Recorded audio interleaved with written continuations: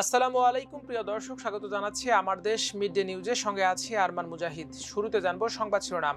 School পর্যায় থেকে কারিগরি শিক্ষা বাধ্যতামূলক করছে সরকার, বললেন প্রধানমন্ত্রী।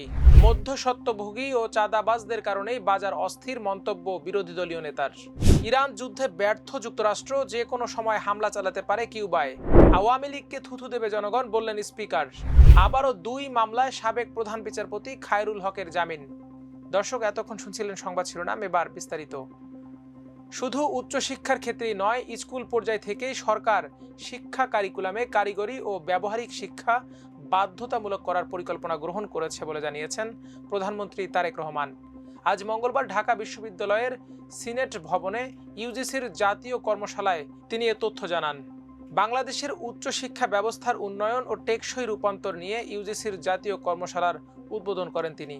প্রধানমন্ত্রী বলেন, বর্তমান সরকার মনে করে প্রাথমিক সিলেবাস থেকে শুরু করে উচ্চতর পর্যায় পর্যন্ত আমাদের শিক্ষা কারিকুলামগুলো একটু নতুনভাবে সাজানো বোধহয় এখন সময়ের দাবি।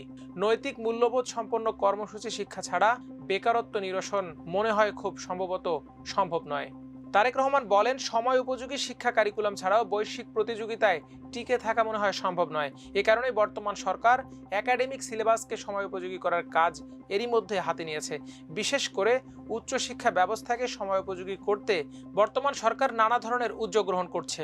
তিনি বলেন, প্রাথমিকভাবে বিভাগীয় শহরগুলোতে অবস্থিত বিশ্ববিদ্যালয়ের সঙ্গে স্থানীয় শিক্ষা ও ব্যবসা প্রতিষ্ঠানের সম্পর্ক স্থাপন করার এই কার্যক্রম শুরু করার উদ্যোগ নিচ্ছে সরকার, যার ফলে আমরা মনে করি শিক্ষার্থীরা পুঁথিগত বিদ্যা অর্জনের পাশাপাশি হাতে কলমে শিক্ষা লাভ করে শিক্ষার্থী অবস্থাতেই কর্মদক্ষতা অর্জন করতে সক্ষম হবে। ফলে শিক্ষা জীবন শেষে সম্ভবত তাকে আর বেকার থাকতে হবে না।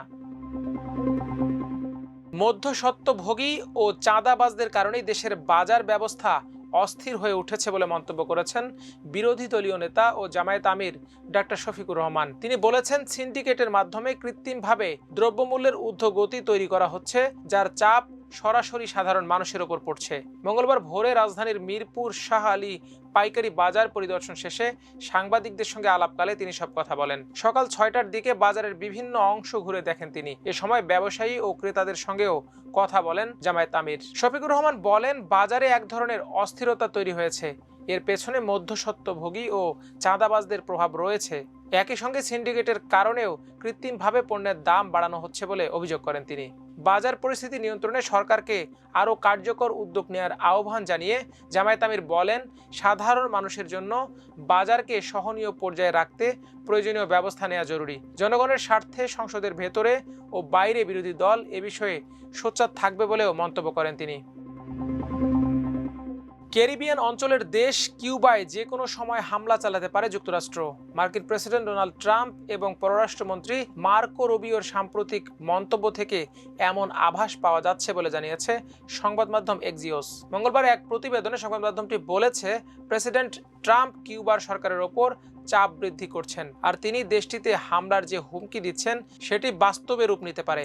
1962 সালে তৎকালীন সোভিয়েত ইউনিয়ন ও বর্তমান রাশিয়া কিউবায় পারমাণবিক মিসাইল মোতায়েন করে, যা জানতে পারে যুক্তরাষ্ট্র। এরপর তারা কিউবার ওপর নৌ অবরোধ আরোপ করে। নিজেদের ভূখণ্ড থেকে কিউবা কাছে হওয়ায় পারমাণবিক মিসাইল মোতায়েনকে নিজেদের জাতীয় নিরাপত্তার হুমকি হিসেবে দেখেছিল যুক্তরাষ্ট্র। এখন ট্রাম্প যদি দেশটিতে হামলা চালান, তাহলে 1962 সালের পর দুই দেশের মধ্যে এটি হবে সবচেয়ে বড় দ্বন্দ্ব। গত সপ্তাহে সংবাদ মাধ্যম CNN জানায়, গত ফেব্রুয়ারি থেকে কিউবার ওপর নজরদারি বিমান চালানো বৃদ্ধি করেছে যুক্তরাষ্ট্র। এর মধ্যে গত সপ্তাহে দেশটির ওপর নতুন নিষেধাজ্ঞা আরোপ করেছে মার্কিনিরা। কিউবার পররাষ্ট্রমন্ত্রী এর জেরে বলেন, গণহত্যার উদ্দেশ্যে এটি সাধারণ মানুষের ওপর সামগ্রিক শাস্তি। যুক্তরাষ্ট্রের জ্বালানি অবরোধের কারণে কিউবার অবস্থা গত কয়েক মাসে অত্যন্ত নাজুক হয়ে পড়েছে। চলতি বছরের শুরুতে ভেনেজুয়েলার প্রেসিডেন্ট নিকোলাস মাদুরোকে মার্কিন সেনারা অপহরণের পর কিউবার অবস্থা আরও খারাপ হয়ে যায়, কারণ ভেনেজুয়েলা থেকেই নিজেদের চাহিদার বেশিরভাগ তেল পেত দেশটি। এক্সিওসের প্রতিবেদনে আরও বলা হয়েছে, ব্রাজিলের প্রেসিডেন্ট লুলা দা সিলভা জানিয়েছেন, ট্রাম্প তাকে ব্যক্তিগতভাবে বলেছেন কিউবায় হামলার কোনো পরিকল্পনা নেই তার। কিন্তু গত শুক্রবার ট্রাম্প জানান, মধ্যপ্রাচ্য থেকে ফেরা একটি রণতরীকে কিউবার কাছে মোতায়েন করা হতে পারে। ট্রাম্প তার কাছের লোকদের বলেন, রণতরী মোতায়েন এবং সেটি কিউবার কাছে নিয়ে গেলে দেশটি আত্মসমর্পণ করবে। মধ্যপ্রাচ্যে ইরান যুদ্ধ শুরুর আগে কিউবায় হামলার আশঙ্কা তৈরি হয়েছিল, কিন্তু যুক্তরাষ্ট্র তার মনোযোগ ইরানে নিয়ে গেলে তখন আর হামলা হয়নি। জুলাই গণ অভ্যুত্থান যুগ যুগ ধরে বাঙালিদের অনুপ্রাণিত করবে বলে মন্তব্য করেছেন জাতীয় সংসদের স্পিকার হাফিজ উদ্দিন আহমদ। মঙ্গলবার জুলাই অভ্যুত্থান স্মৃতি জাদুঘরের চলমান উন্নয়ন কার্যক্রমের বাস্তবায়ন অগ্রগতি পরিদর্শন শেষে তিনি একথা বলেন। শেখ হাসিনা মানুষকে গুলি করে হত্যার নির্দেশ দিয়েছেন উল্লেখ করে স্পিকার বলেন, অভ্যুত্থানের সময় মাফিয়া শেখ হাসিনা তার খুনিদের সরাসরি হত্যার নির্দেশ দিয়েছিলেন। তার কল রেকর্ড আছে এই জাদুঘরে। শেখ হাসিনা বাংলাদেশে কলঙ্কিত হয়ে থাকবে। এই জাদুঘর যতদিন থাকবে, হাসিনা আর আওয়ামী লীগের মুখে থুথু দেবে জনগণ। স্পিকার আরও বলেন, এই জাদুঘর প্রমাণ করবে গণ অভ্যুত্থানের জন্য মানুষ হাসি মুখে জীবন দিতে পারে। এই জাদুঘর হবে বাংলাদেশের মানুষের জন্য বিশাল সম্পদ। এ সময় ডেপুটি স্পিকার কায়সার কামাল বলেন, ফ্যাসিস্ট থেকে মুক্তের প্রতিবিম্ব হচ্ছে এই জুলাই জাদুঘর। পরিদর্শনকালে সংস্কৃতি মন্ত্রী নিতাই রায় বলেন, জুলাইয়ের শেষ কিংবা আগস্টের 1 তারিখে জুলাই অভ্যুত্থান জাদুঘর খুলে দেওয়া হবে। এদিকে সাবেক প্রধান বিচারপতি এবিএম খায়রুল হক আরও 2 মামলায় জামিন পেয়েছেন। মঙ্গলবার বিচারপতি KM জাহিদ সরওয়ার কাজল ও বিচারপতি শেখ আবু তাহেরের হাইকোর্ট বেঞ্চ জামিনের এ আদেশ দেন। এর আগে জুলাই আন্দোলনের সময় যুবদল কর্মী হত্যা, তত্ত্বাবধায়ক সরকারের রায় জালিয়াতি সহ দুদকের করা 5 মামলায় হাইকোর্টের দেয়া জামিন বহাল রাখে আপিল বিভাগ। গত বছরের 24 জুলাই রাজধানীর ধানমন্ডির বাসা থেকে খায়রুল হককে গ্রেপ্তার করে পুলিশ। পরে তাকে জুলাই আন্দোলনের সময় ঢাকার যাত্রাবাড়িতে যুবদল কর্মী আব্দুল কাইয়ুম আহাদ হত্যা মামলায় গ্রেপ্তার দেখানো হয়। বিচারপতি এবিএম খায়রুল হকের বিরুদ্ধে এই মামলা ছাড়াও আরও 4টি মামলা রয়েছে। একটি তত্ত্বাবধায়ক সরকার সংক্রান্ত রায় জালিয়াতির অভিযোগে গত 27 আগস্ট শাহবাগ থানায় সুপ্রিম কোর্টের আইনজীবী মুজাহিদুল ইসলাম শাহিনের মামলা।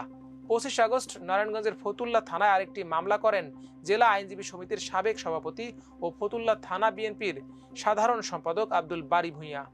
একই অভিযোগে নারায়ণগঞ্জের বন্দর থানায় 25 আগস্ট আরেকটি মামলা করেন নুরুল ইসলাম মোল্লা। এর আগে 4 আগস্ট প্লট জালিয়াতিতে দুর্নীতির অভিযোগে দুদক একটি মামলা করেছে। এই মামলায় নিম্ন আদালতে জামিন না মঞ্জুরের পর তিনি হাইকোর্টে জামিন চেয়ে আবেদন করেন। পরে হাইকোর্ট 5 মামলায় জামিন প্রশ্নে রুল জারি করেন। গত 8 মার্চ বিচারপতি খায়রুল আলম ও বিচারপতি মোহাম্মদ সগির হোসেনের হাইকোর্ট বেঞ্চ রুল মঞ্জুর করে 4 মামলায় জামিন দেন। পরে 11 মার্চ দুদকের মামলায়ও জামিন পান তিনি। এই জামিন স্থগিত চেয়ে রাষ্ট্রপক্ষ আপিল বিভাগে আবেদন করে। দর্শক, এই ছিল মিড ডে নিউজের আয়োজন। সবাই ভালো থাকুন, সুস্থ থাকুন আমার দেশের সঙ্গে। আল্লাহ হাফেজ।